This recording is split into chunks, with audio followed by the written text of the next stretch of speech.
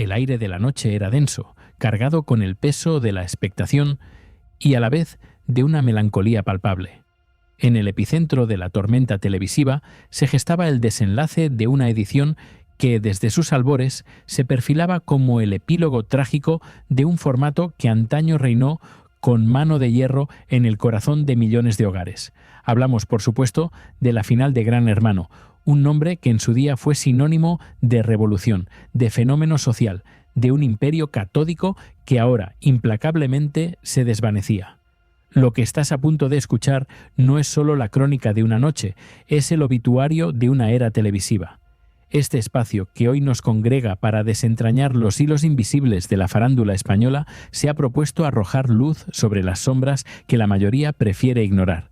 Si te apasionan estas revelaciones y deseas ser parte de nuestra comunidad, no olvides suscribirte a Olor a Farándula y activar la campanita para no perderte ni un solo detalle de los escándalos que sacuden nuestra televisión. Antes de sumergirnos aún más en este abismo de desilusiones y verdades incómodas, cuéntame en los comentarios, ¿desde qué rincón del mundo nos acompañas en este viaje a través de los secretos televisivos? Desde su debut en el año 2000, Gran Hermano fue más que un programa, fue un espejo gigantesco donde una nación entera se veía reflejada, un experimento social que reescribió las reglas del entretenimiento. ¿Quién podría olvidar aquella primera final, con un 70,8% de share y más de 9 millones de espectadores pegados a sus pantallas? Aquellas cifras, en la actualidad, parecen pertenecer a un universo paralelo, a una televisión que ya no existe, a un tiempo en el que la magia de la novedad era un elixir embriagador. Ahora, 19 ediciones después, el gigante ha sido herido de muerte. La edición que acabamos de presenciar se ha erigido como la más efímera, la de peores datos, un auténtico fiasco que cerró sus puertas de la manera más previsiblemente caótica. Fue una final desprovista de brillo, carente de la emoción que caracterizó a sus predecesoras, sumida en una atmósfera de desgana que se percibía incluso a través de la pantalla. El veredicto de la audiencia fue unánime, implacable. La han destrozado. La figura del presentador, Jorge Javier Vázquez, emergió como un catalizador de la frustración general. Su actitud, marcada por una visible desgana, una suerte de fastidio que no pudo ocultar, fue objeto de un torrente de críticas que inundaron las redes sociales. Los espectadores, fieles devotos del formato, se quejaban de un conductor que parecía contar los minutos para el final, que no remaba a favor de un barco que se hundía irremediablemente en las aguas turbulentas de la audiencia.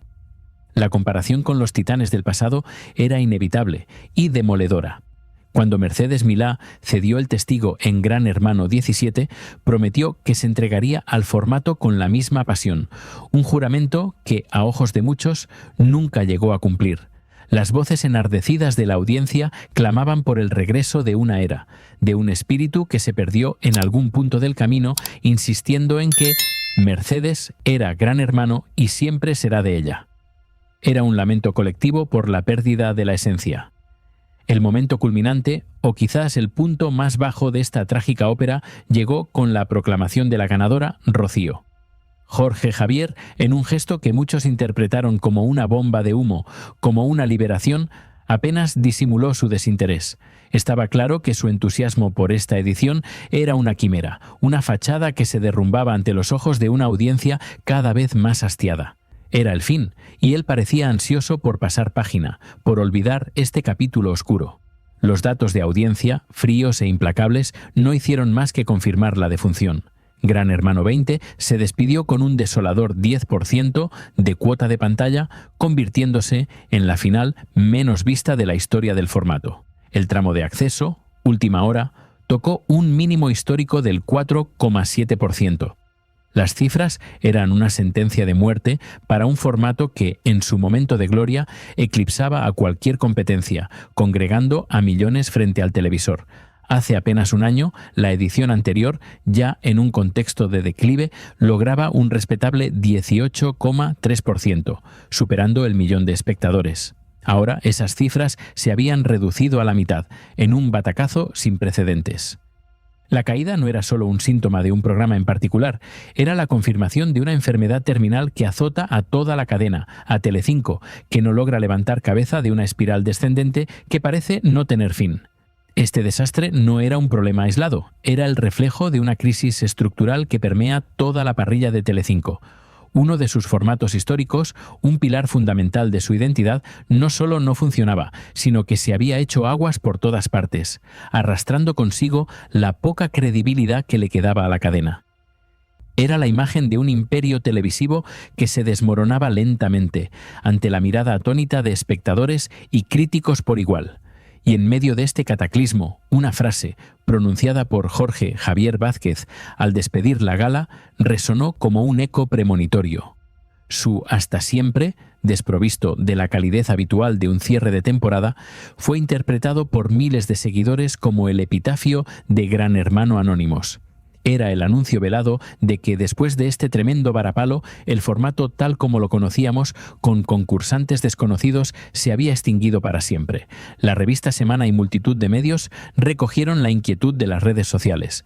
¿Era el fin del formato? La despedida de Jorge Javier, lejos de ser un cierre esperanzador, sembró la duda y la certeza entre los seguidores más acérrimos. Un espectador en redes sociales, con la amargura de la desilusión, sentenciaba: la mierda de final que se habrán marcado cuando las últimas y frías palabras de Jorge Javier han sido un hasta siempre. Este mensaje encapsulaba el sentir de una legión. Para una parte significativa de la audiencia, las palabras elegidas por el presentador no eran fruto de la casualidad ni del nerviosismo del momento. Poseían un significado oculto, una verdad implícita que apuntaba directamente al final de una era. Era un mensaje cifrado que confirmaba el peor de los temores. El gran hermano de personajes anónimos había llegado a su fin, sentenciado por el fracaso y la desidia. Las críticas a Jorge Javier Vázquez se reiteraban una y otra vez con una insistencia demoledora. Su desgana, su visible hartazgo, su aparente desinterés, lo situaban en el centro de la diana. Yo lo siento, pero veo a Jorge Javier más feliz presentando el diario de Jorge que Gran Hermano. Parece que el único día que ha sido feliz haciendo una gala sea hoy porque se acaba, expresaba un usuario, evidenciando el profundo descontento de la audiencia. La exigencia era clara: el programa necesitaba una reestructuración profunda, comenzando por un presentador que sí sintiera ilusión por el proyecto, que lo viviera con la pasión que el formato merecía. El de Badalona, inevitablemente, quedó como uno de los grandes señalados de este fracaso. Al final, el presentador es la cara visible, y si bien se le aplaude en las buenas, en las malas, su labor es escrutada con lupa.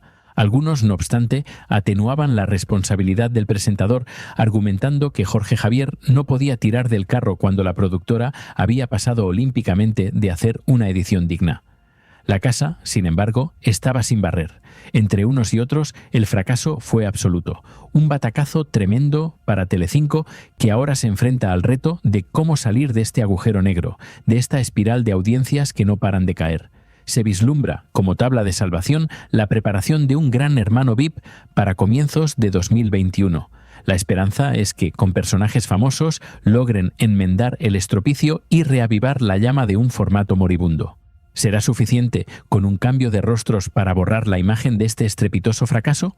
La pregunta resuena en los pasillos de las productoras, en los despachos de los directivos. El casting, sin duda, será la clave. Se habla de muchos nombres, pero por el momento todos son conjeturas, rumores que flotan en el aire. Algunos incluso mencionan la posibilidad de Belén Esteban, una figura icónica cuya sola presencia podría mover montañas.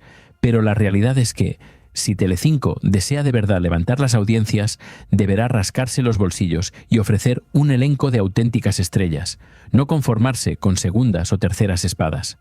No pueden permitirse el lujo de traer como estrella a Ana María Aldón o al hijo de Carmen Borrego, como hemos visto en ediciones anteriores de otros VIPs. Es evidente que, de seguir por esa senda, se van a comer un nuevo fracaso, un nuevo ridículo televisivo que solo profundizará la herida. La apuesta debe ser arriesgada, audaz, si realmente aspiran a recuperar el brillo perdido y a salvar un formato que se encuentra al borde del precipicio, de la desaparición total. El público ya no perdona la mediocridad, ni la desgana, ni la falta de respeto por un formato que, en su día, fue una institución. La historia de Gran Hermano en Telecinco es un reflejo de los cambios sísmicos que ha experimentado la televisión española, un drama en tiempo real que nos invita a reflexionar sobre la efímera naturaleza del éxito y la implacable mano del tiempo. Este no es solo el fin de un programa, es el espejo de un cambio de era. Mientras el crepúsculo se posaba sobre el antaño glorioso formato de Gran Hermano, un nuevo campo de batalla emergía en los rincones más oscuros del universo televisivo. La aparente calma, post-salida de Kiko Matamoros de ese espacio que, con ironía, ya pocos consideran de nadie, ha resultado ser una estratagema maestra, un preludio a una venganza fría y calculada que se ha orquestado en las sombras de las redes sociales. Lo que presenciamos no es una simple disputa, sino la revelación de resentimientos soterrados, de puñaladas invisibles que ahora comienzan a supurar.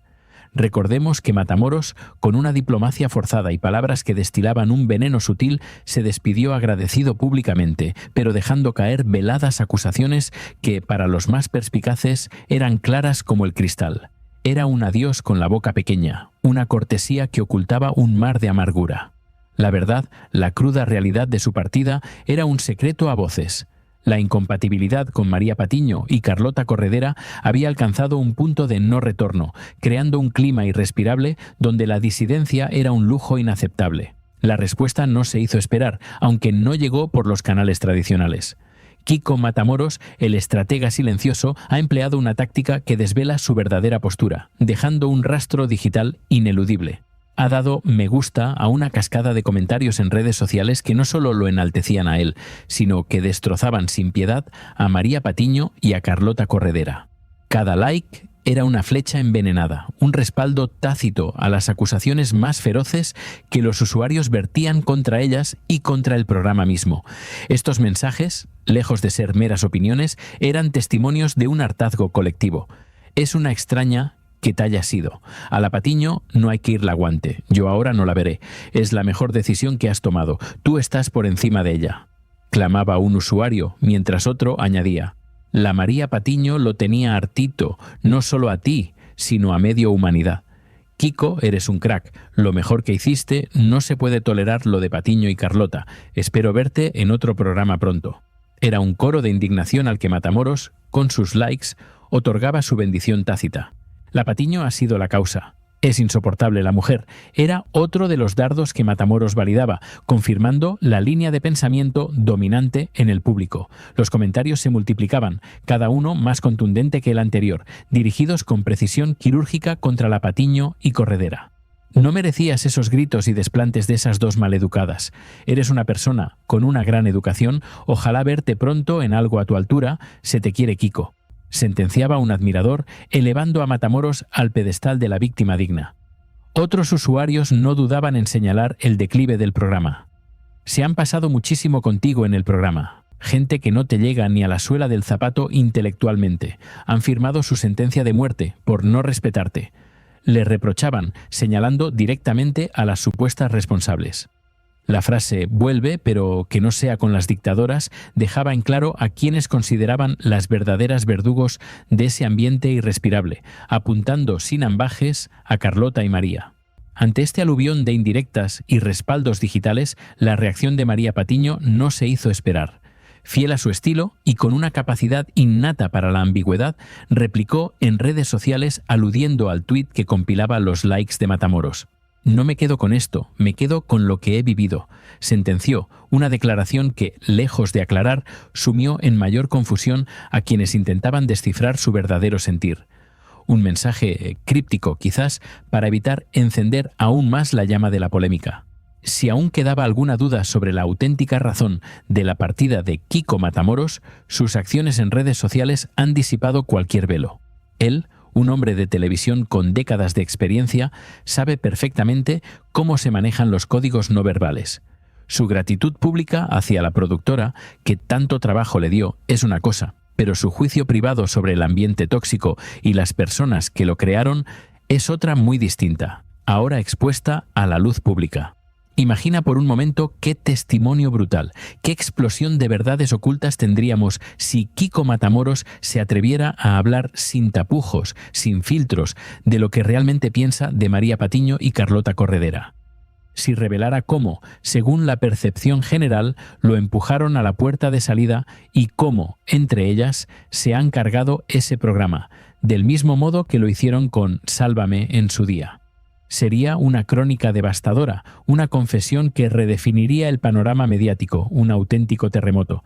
Es una lástima que, por el momento, Kiko Matamoros se mantenga en el ámbito de los dardos velados y los likes estratégicos, las verdades más crudas, las opiniones más sinceras sobre el declive del universo Sálvame y la responsabilidad de sus figuras prominentes siguen en el terreno de lo privado. Pero no nos engañemos.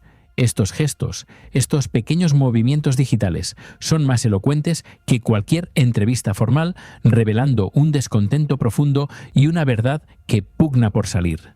Y precisamente, hablando de lo que queda del universo Sálvame, la sorpresa no se hizo esperar. Un personaje que, para bien o para mal, ha marcado a fuego la historia reciente de la televisión española regresa a la palestra. Hablamos, por supuesto, de Kiko Hernández, un fénix de la controversia que tras su reciente periplo en Melilla, donde protagonizó un circo mediático con la famosa huelga de hambre, que ni siquiera duró una semana, vuelve al ruedo para ocupar el hueco que deja Matamoros. Kiko Hernández no necesita presentación. Su vida y obra en televisión son un compendio de episodios oscuros y lamentables, marcados por la polémica y un carisma que, para muchos, raya en la toxicidad. Algunos de sus actos, como la invención de enfermedades graves o las farsas públicas, han generado una animadversión generalizada. Sin embargo, su regreso a No Somos Nadie ha sido recibido con una devoción casi mística por parte de una de las presentadoras, Carlota Corredera. Carlota Corredera, la adalid de la moralidad televisiva, la que se indigna con ciertos formatos y proclama su rechazo a lo que considera indigno, mostró una devoción desmedida por el retorno de Hernández. ¿Cómo puede la autoproclamada feminista más férrea de la televisión, aquella que condena la humillación de las mujeres, celebrar el regreso de un personaje con un historial tan cuestionable en ese mismo ámbito?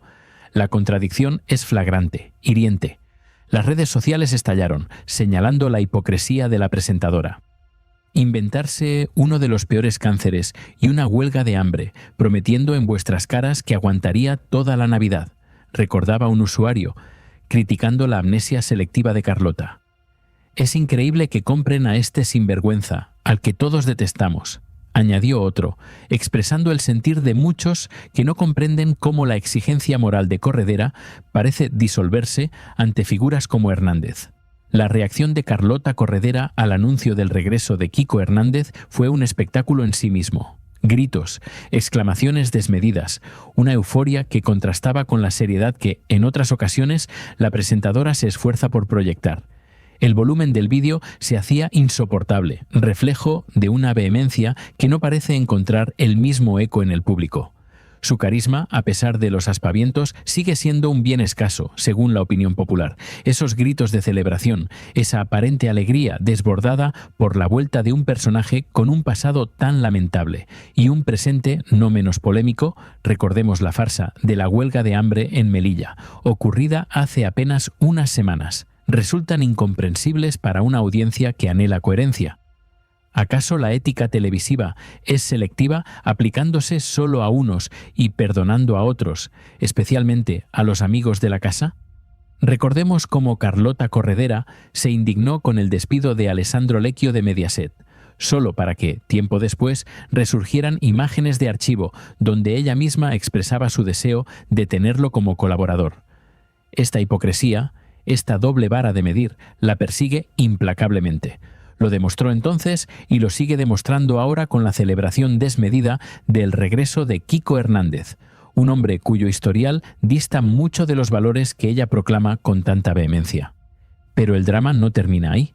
Otra protagonista del ecosistema televisivo, Marta Riesco, también se vio envuelta en una nueva contradicción. Su exclusiva, o más bien su profecía fallida, sobre la no aparición de Carlos Constantino padre en Telecinco y la supuesta entrevista de Mar Flores se ha desmoronado con la confirmación de la presencia del primero en De Viernes. Riesco, con su habitual osadía, sentenció que para la nueva línea editorial de Mediaset querían sentar a Marflores y que Carlos Constantino padre no pisaría la cadena. Una predicción que ha resultado ser un auténtico fiasco. La realidad, una vez más, ha desenmascarado la superficialidad de ciertas informaciones. Ni Marflores ha sido entrevistada en Telecinco, ni en De Viernes, y el que regresa a la silla de los invitados no es otro que Carlos Constantino padre, un personaje que para muchos ya había agotado su ciclo. ¿Por qué Telecinco apuesta de nuevo por él después de lo lamentable de su última aparición? Es un misterio más en este laberinto de decisiones editoriales que desconciertan a la audiencia y profundizan la crisis de credibilidad. Este entramado de contradicciones, de venganzas silenciosas, de retornos polémicos y de hipocresías evidentes nos dibuja un panorama desolador de la televisión actual. Un ecosistema donde los principios morales parecen maleables, donde las audiencias se desangran y donde la verdad, a menudo, es sacrificada en el altar del espectáculo. Pero aquí, en Olor a Farándula, nos comprometemos a seguir desvelando estas verdades, a analizar los hilos invisibles que mueven el mundo de la farándula española. Si te ha cautivado esta profunda inmersión en las entrañas de la televisión, te invitamos a unirte a nuestra creciente comunidad. Suscríbete ahora mismo a nuestro canal para no perderte ni un solo episodio de esta crónica implacable. Tu apoyo es la fuerza que nos impulsa a seguir desenterrando estas historias, a seguir cuestionando, a seguir informando. No dejes de comentar qué piensas de todo lo que hemos descubierto hoy.